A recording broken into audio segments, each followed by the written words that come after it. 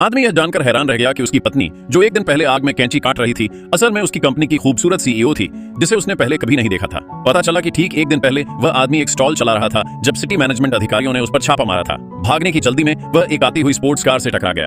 अपनी बेटी को हॉस्पिटल में देखने के लिए बेचैन औरत ने जल्दी से अपनी अंगूठी उसे गिरवी रख दी और कहा कि अगले दिन मुआवजा कैलकुलेट करने के बाद उसे कांटेक्ट करे। फिर वह जवान आदमी अपनी ट्राइसाइकिल पर चेकअप के लिए हॉस्पिटल गया, लेकिन रास्ते में उसने एक रिहायशी बिल्डिंग को आग में घिरा देखा।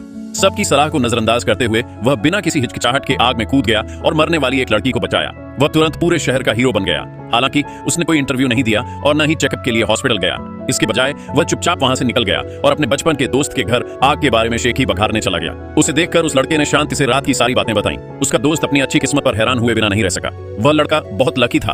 उसने दूसरे लड़के को यह खुशखबरी सुनाई कि उसकी गर्लफ्रेंड, जो विदेश में पढ़ रही थी, वापस आ रही है। उसके बचपन के दोस्त को उनके रिश्ते को लेकर कोई उम्मीद नहीं थी, क्योंकि वह लड़का अपनी क्लास में अकेला ऐसा स्टूडेंट था जिसे ग्रेजुएट स्कूल के लिए रिकमेंड किया गया था। अगर उसने अपनी गर्लफ्रेंड को बचाने के लिए एक प्रोफेसर को मुक्का नहीं मारा होता तो उसे निकाला नहीं चाहता। अपना स्टॉल शुरू करने के बाद उसने अपनी महीने की सारी कमाई विदेश में पढ़ रही अपनी गर्लफ्रेंड के नाम कर दी, जबकि वह खुद पैसे की तंगी से जूझ रहा था।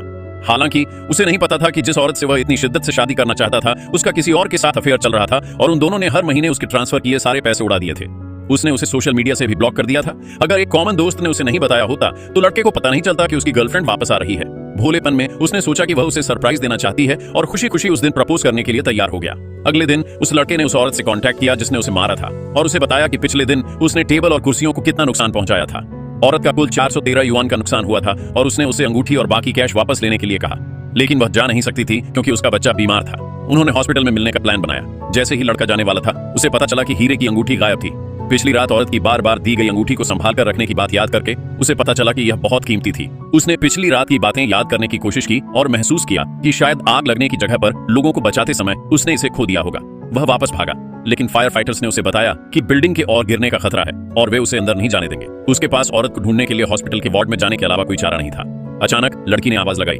छोटी लड़की ने ऐसी मुस्कान दिखाई जो उसने पहले कभी नहीं देखी थी। लड़का मना करने ही वाला था कि औरत ने कहा कि डैड खास तौर पर उससे मिलने के लिए चीन वापस आए थे। फिर उसने उस हैरान लड़के को बाहर बुलाया और समझाया बेटी के पिता की एक कार एक्सीडेंट में मौत हो गई थी। वह उससे झूठ बोल रही थी, कह रही थी कि उसके पिता विदेश में काम कर रहे हैं, लेकिन इस बार उन्हें ल्यूकेमिया था और उनके पास जीने के लिए सिर्फ 6 महीने थे। वह कहती रही कि वह अपने पिता से मिलना चाहती है, इसलिए उसने झूठ बोला।